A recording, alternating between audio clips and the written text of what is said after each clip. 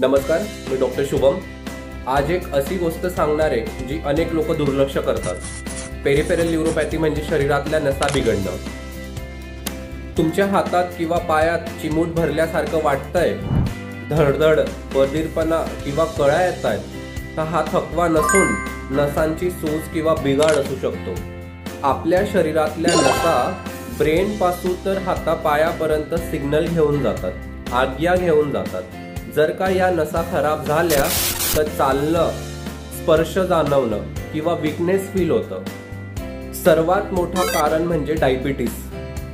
Diabetes नंतर जे लोक दारू पितात, विटॅमिन B12 ची कमतरता, हायपो किंवा हायपरथायरॉइडिझम आणि काही औषधं सुद्धा पेरिफेरल न्यूरोपॅथी करू शकतात। पायांमध्ये सेन्स कमी झाल्यामुळे पायांमध्ये फोड, जखमा, अल्सर होऊ शकतात आणि हे पेशंटला कळत सुद्धा नाही। पण लवकर निदान केल्यास आपण हे सगळं थांबवू शकतो।